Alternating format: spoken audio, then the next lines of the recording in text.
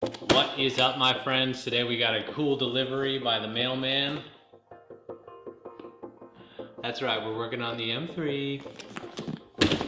God damn it.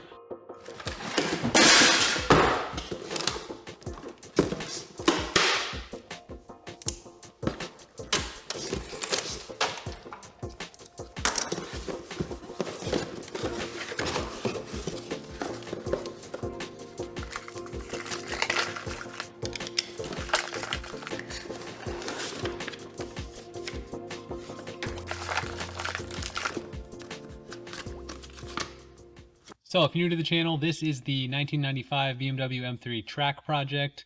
You might have noticed the STI sitting to my left here. A lot of you are new. STI might be what brought you. Hopefully you'll learn to love the M3 just as well.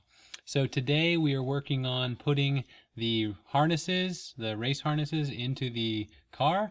If you remember in previous videos, we put in the Corbeau Forza Sport racing seats, bucket seats, fixed back seats, whatever you want to call it. Ripped out the headliner, sunroof cartridge, and we had a rear cage fabricated. So the point of all this was to get the car prepped to do some legit track days. I'm super tall, so I didn't have any headroom to fit in the car with a helmet on. I had to drop the seat. In order to do that, I had to buy fixed back bucket style seats. When you get a fixed back seat, the seat cannot basically fold back at all. The seat is fixed in a single position.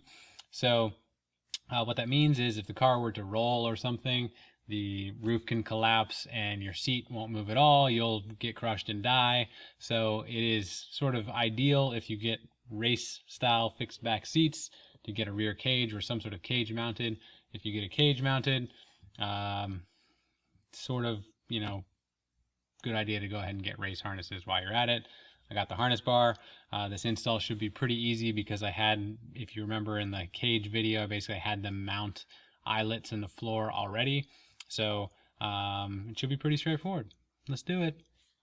These are Schroth Racing. Basically got them online. These are pretty good manufacturer. They are FIA approved.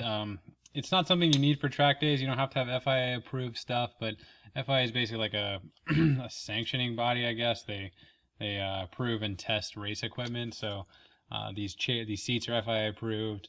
Typically, the FIA approved stuff is a little bit more expensive because it's been certified to meet some standard and basically therefore valid in certain actual like wheel-to-wheel racing conditions. You can certainly get stuff that is not FIA approved. I decided to go kind of like the cheapest level of FIA approved stuff. So these harnesses with the discount I found online are just under $200. There are 6-point harnesses, so there are 4 points in the floor. We'll go over that later, and then 2 points mount to the roll bar. That is per seat. Basically, what we have here is I told you about the eyelets in the floor. I got the clip-in style harnesses, so you can get the style that bolt directly to the floor or bolt to the eyelets, but these actually make it really easy. If you can see that, they basically clip directly to the eyelets. So you can take them in and out easy if you want for, let's say, inspection purposes or something. I think Virginia's fine with it, but you never know. The other side mounts to, let me see if I can find it here. There are 6 of these little clips. They will mount into a cam lock, just like so. So there's 6 things around here. Twist the cam lock,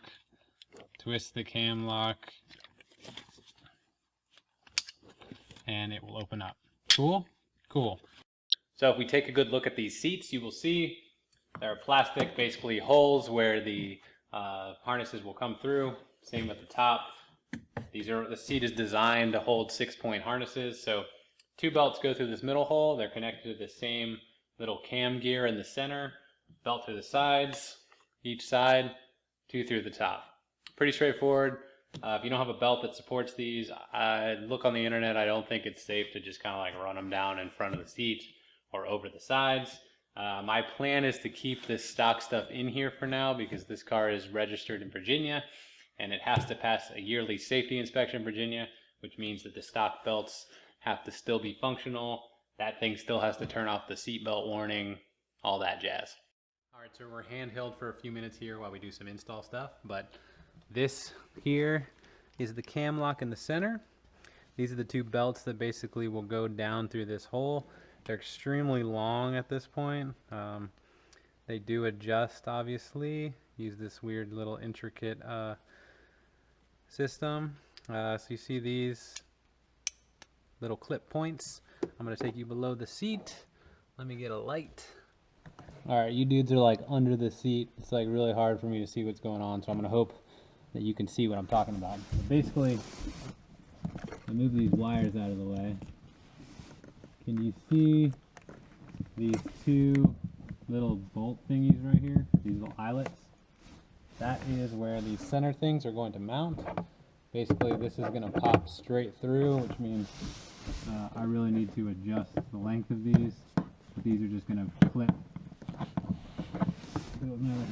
These are just gonna clip on like so. So you can see, this is the lap belt, this is the back side of it.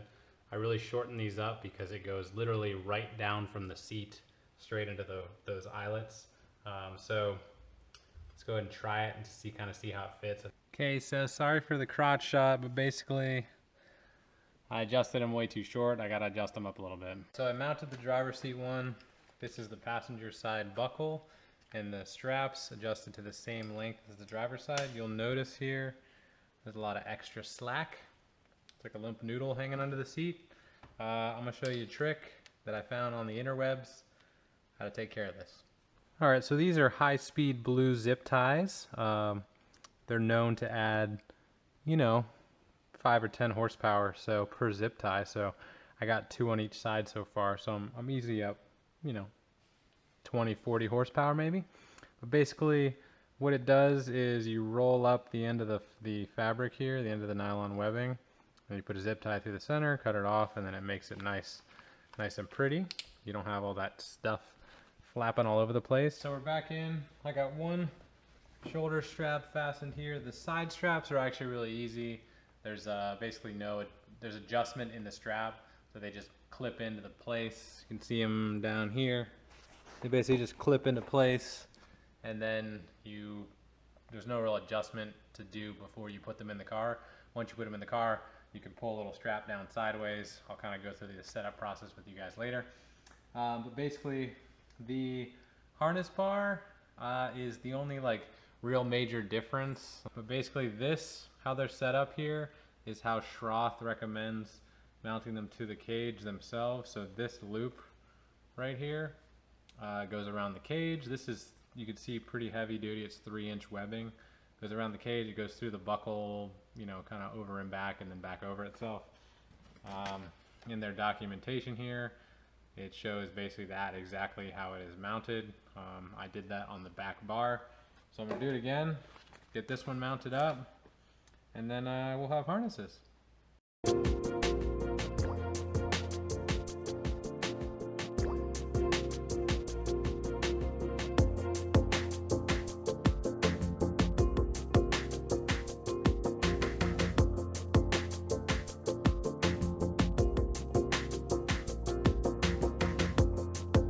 So we got the harness in. I haven't done side 2 yet, but side 1 is basically done. See if I can find a place to set you that you can see everything. Maybe that'll work right there. Maybe that'll work. All right. So middle cam thing, it's always hooked to the bottom 2 straps, obviously. Side pieces clip in, side clips in. These pieces can adjust. There's little wings things here. Basically like a little piece of foam in this strap that you can pull down. Etc. The top, if I can get you to sit, the top strap comes over the shoulder, plugs in, over the shoulder, plugs in. I made sure these were correct. These pull down, so these straps can basically pull down. You can see there's 5 connectors, but this is a 6-point harness because there's 2 straps down in my crotchal region. Harness is in, close the door. Hold on, I can't. I gotta set you someplace. If I set you right there, see, straps are in, can reach the wheel, reach all the pedals, everything's good, hit the brakes. I should be good to go. And if we want to unlock it, here's how you get out. So basically this thing in the middle, you just turn it. Boom, all four pop out at once. You need to scramble out of the car or whatever, you know, you can do so. So I'm gonna throw the other one in, take a final look. I think that's all we got.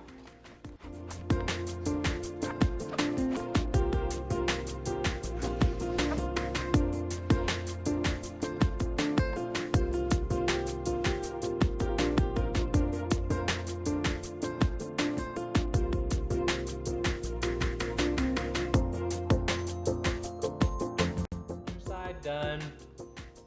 Okay, so the harnesses are in. You know what that means. It's time to put this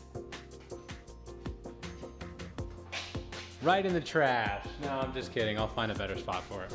Boom, racing cabinets. Cool, so the harnesses are in. One last thing, checked off our list for the track day events. Remember that, kids, I am not a professional. I did have professionals build my cage and install the anchor points in the floor, so I am trusting partially that they did all that correctly. Installing the harnesses themselves, it's not very hard, and if you follow the instructions, you could do it too. As always, if you have questions, feel free to ask me down below. The Q&A video is coming up. I'm letting the video marinate a little bit so we get some cool comments and stuff, the questions for me to answer. Please like, subscribe, do all that fancy stuff. We've got some more stuff coming with the M3. I got some cool stuff coming with the STI as well. If you're new, that's the M3. If you're not, good to see you again, and hope to see you sticking around. All right? Okay, I guess that's all I got. We'll see you next time. Bye-bye.